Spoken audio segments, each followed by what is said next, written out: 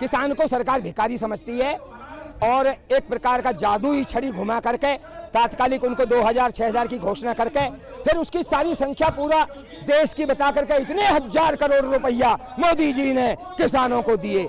जब उनकी संख्या आती है, खोलनी पड़ती है उनको भी मीडिया में, तो 2000 की संख्या आती है। 2000 से किसान का पेट भर जाएगा? ये उनकी अस्मिता की लड़ाई है, ये उनके स्वाभिमान की लड़ाई है, ये 2000 की लड़ाई नहीं है, ये उनके जीवन के अस्तित्व की लड़ाई है। पीढ़ी दर पीढ़ी प्रभावित हो जाएगा। किसान का रेट, किसान की एमएसपी, किसान की मंडी, ये सारी चीज प्रभावित हो जाएंगी। एग्रीमेंट 5-5 साल के लिए कंपनी कर लेंगी।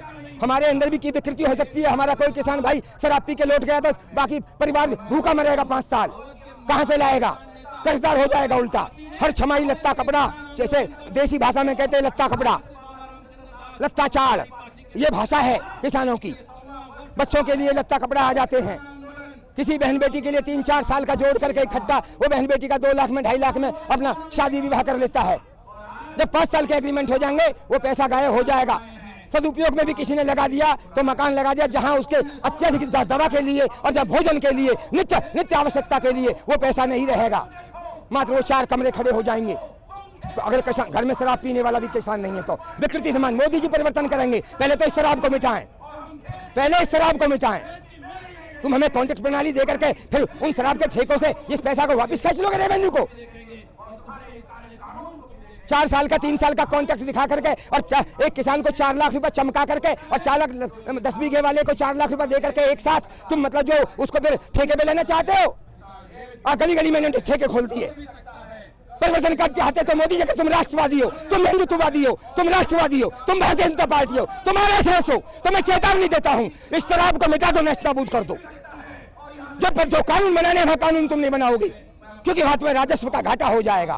तुम्हें पैसा चाहिए, तुम पैसावादी हो, तुम राष्ट्रवादी नहीं हो। मैं चुनौती दे रहा हूं सकल, मुझे अंतर्राष्ट्रीय जेलों में डालिए, मुझे काले पानी दीजिए, मैं सत्य बोलूंगा। मैं किसी का नहीं हूं, मैं चाइना का नहीं हूं, मैं पाकिस्तान का नहीं हूं, मैं किसी का पैसा नहीं खा रहा हूं, मैं सीधा नोएडा से डेली यहां आ रहा हूं, नित्य आ रहा हूं समर्थन के लिए, केवल स्वेच्छा से आ रहा हूं। मैं कुछ नहीं हूं, मैं कवि हूं, मैं धरती माता हूं, मैं भारत माता हूं, भारत माता की आवाज हूं। तुम होते कौन हो मेरी भारत माता को घायल करने के लिए, मेरी भारत माता की छाती में तुम त्रिशूल घोंपने के लिए? होते कौन हो आप बताइए? तुम सब कुछ हो, माननीय प्रधानमंत्री हो। अगर आप सही कानून बनाते हैं तो, और कानून गलत बनाते तो होते कौन हो तुम? Who is Modi, who is RSS, who is BJP? Ali Baba 40 चोर बनने से काम नहीं चलेगा, बदलो। यह आपके भी हित में, देश के हित में है। हम आपको सैल्यूट मारेंगे। इस कानून को वापस ले लीजिए। आपने हमको कुछ दिया नहीं है, किसान को कुछ दिया नहीं है, तो अभी हम तुम्हें सैल्यूट मारेंगे। केवल यह कानून तुमने घोपाले से उल्टा निकाल लीजिए। तुमने हमें लूटा है, इस लूटने के प्रयास को वापस कर लीजिए। इस कानून को केवल वापस कर लीजिए। हम सारे किसान तुम्हें सैल्यूट मारेंगे। उस दिन हम तुम्हारा अभिनंदन करेंगे। मैं तुम्हारी कविता लिखूंगा, कोई भी विधि रोकेगा मैं नहीं रुकूंगा। वही कविता मैं तुम्हें राजनायक के रूप में, लोकतंत्र के नायक के रूप में स्थापित कर दूंगा। लेकिन आज तुम खलनायक हो, खलनायक हो, खलनायक हो। मोदी जी आप खलनायक हो। मैं सहज कह सकता हूं, मैं कवि कह रहा है, मेरा ओज कह रहा है, धरती कह रही है, भारत माता कह रही है, किसान कह रहा है। आप खलनायक है, खलनायक है। You are not hero.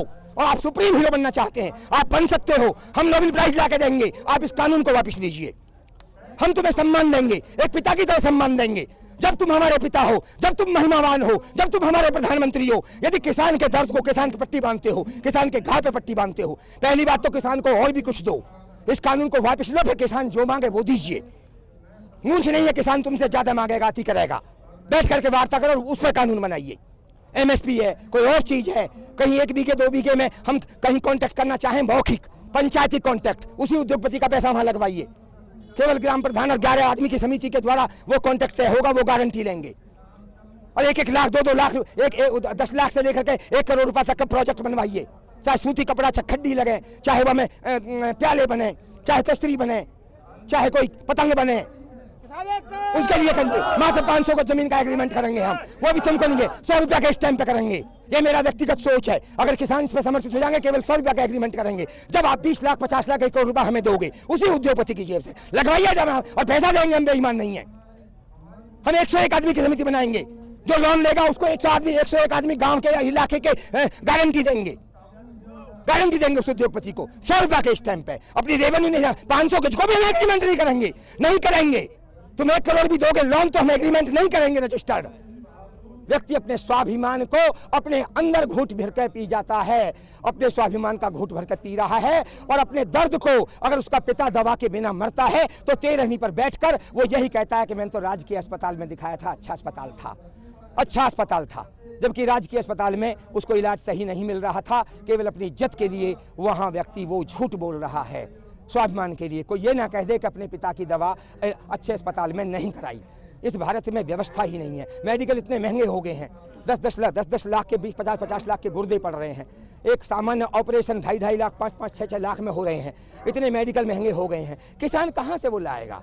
तो वो आत्महत्या नहीं करेगा जब उसके घर में दूसरी प्रॉब्लम खड़ी हो गई और फिर वहाँ उसे रिजल्ट नहीं मिल रहा, उसे उतना पैसा भी नहीं मिल रहा कि अपने कर्ज की एक किस्त चुकता कर सके। जो उसने आम किसान से ले ली, अपने गांव वाले से ले ली, प्रधान से ले ली कहीं किस्त, तो उसको वो चुकता कर सके, उसको भी मतलब जो है, या किसी बैंक की किस्त आ रही है उसको चुकता करके फिलहाल वर्तमान कलह को टाल सके, तो वो आत्महत्या कर रहे हैं।